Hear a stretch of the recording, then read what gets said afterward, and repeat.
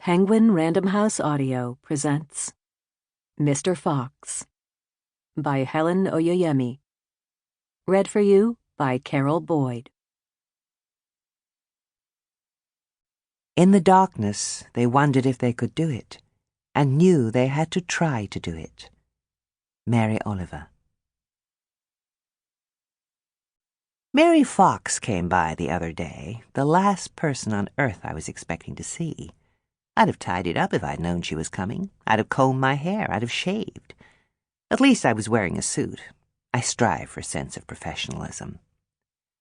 I was sitting in my study, writing badly, just making words on the page, waiting for something good to come through, some sentence I could keep. It was taking longer that day than it usually did. But I didn't mind. The windows were open. I was sort of listening to something by Glazunov. There's a symphony of his you can't listen to with the windows closed. You just can't. Well, I guess you could, but you'd get agitated and run at the walls. Well, maybe that's just me. My wife was upstairs, looking at magazines or painting or something. Who knows what Daphne does? Hobbies.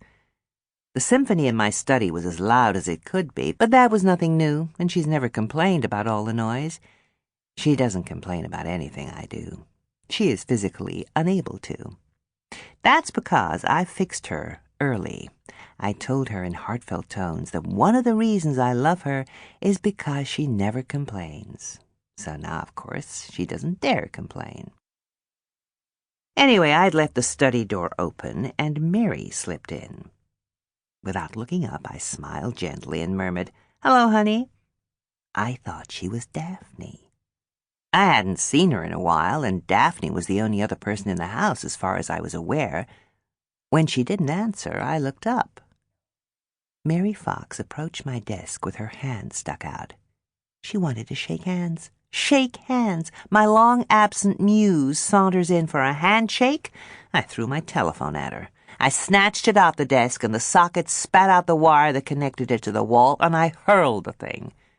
She dodged it neatly. The phone landed on the floor beside my wastepaper can and jangled for a few seconds. I guess it was a half-hearted throw.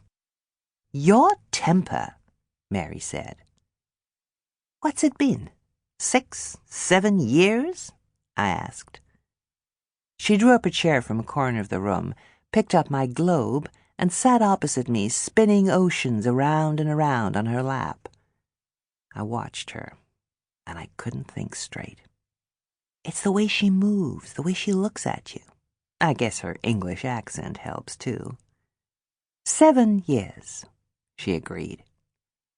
Then she asked me how I'd been. Real casual, like she already knew how I'd answer. "Same as always. In love with you, Mary?" I told her. I wish to hell I wouldn't keep telling her that. I don't think it's even true, but whenever she's around, I feel as if I should give it a try. I mean, it would be interesting if she believed me. "Really?" she asked. "Really. You're the only girl for me." "The only girl for you," she said, and laughed at the ceiling. "Go ahead and laugh. Hurt my feelings. What do you care?" I said, mournfully enjoying myself. "Oh, your feelings. Well, let's go further in, Mr. Fox. Would you love me if I were your husband and you were my wife?" This is dumb. "Would you, though?" "Well, yes, I could see that working out." "Would you love me if we were both men?" I guess so." "If we were both women?" "Sure." "If I were a witch?" "You're enchanting enough as it is." "If you were my mother?" "No more," I said. "I'm crazy about you, okay?"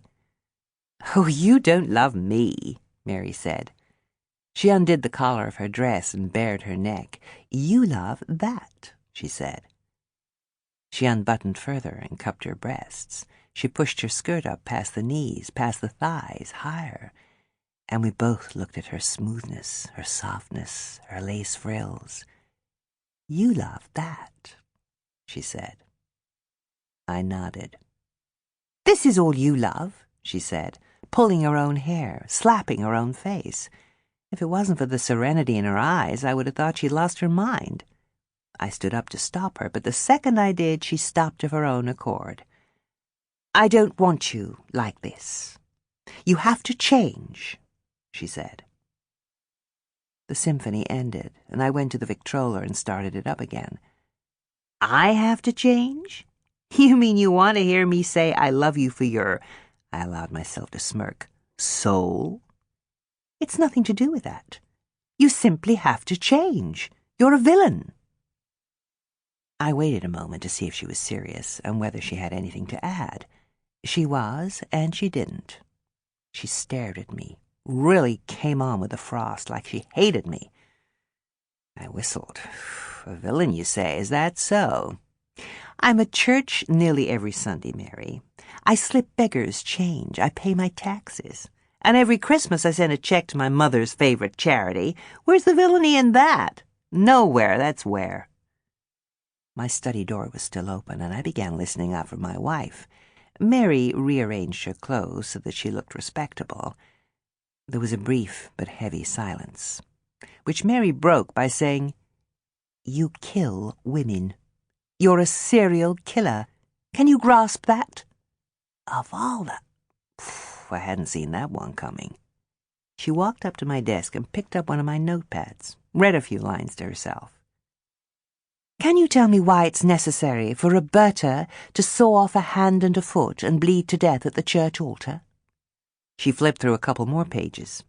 "Especially given that this other story ends with Louise falling to the ground riddled with bullets, the mountain rebels having mistaken her for her traitorous brother. And must Mrs. Maguire hang herself from a door-handle because she's so afraid of what Mr. Maguire will do when he gets home and finds out that she's burnt dinner? From a door-handle? Really, Mr. Fox?" I found myself grinning, the complete opposite of what I wanted my face to do. "Scornful and stern," I told my face. "Scornful and stern, not sheepish." "You have no sense of humor, Mary," I said. "You're right," she said. "I don't." I tried again. "It's ridiculous to be so sensitive about the content of fiction. It's not real. I mean, come on, it's all just a lot of games." Mary twirled a strand of hair around her finger. "Oh, how does it go? We dream. It is good we are dreaming. It would hurt us were we awake. But since it is playing, kill us. And we are playing, shriek." Couldn't have said it better myself. "What would you do for me?" she asked. I studied her, and she seemed perfectly serious. She was making an offer. "Slay a dragon?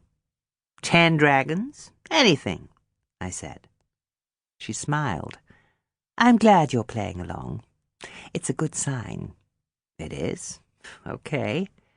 By the way, what exactly is it we're talking about?" "Just be flexible," she said. I seemed to have accepted some challenge, only I had no idea what it was. "I'll keep that in mind. When do we start this thing?" She drew closer. "Presently." "Scared?" "Me? No." The crazy thing is, I actually did have the jitters, just a little. Suddenly her hand was on my neck. The gesture was tender, which, coming from her, worried me even more. My hand covered hers. I was trying, I think, to get free. "Ready?" she said. "Now." Dr. Lustucru. Dr. Lustucru's wife was not particularly talkative, but he beheaded her anyway, thinking to himself that he could replace her head when he wished for her to speak. How long had the doc been crazy? I don't know. Quite some time, I guess. Don't worry, he was only a general practitioner. The beheading was done as cleanly as possible and briskly tidied up. Afterwards, Lustucru set both head and body aside in a bare room that the couple had hoped to use as a nursery. Then he went about his daily business as usual. The doc's wife had been a good woman, so her body remained intact and she did not give off a smell of decay. After a week or so, old Lustucru got around to thinking that he missed his wife, no one to warm his slippers, etc. In the nursery, he replaced his wife's head. Sample complete. Ready to continue?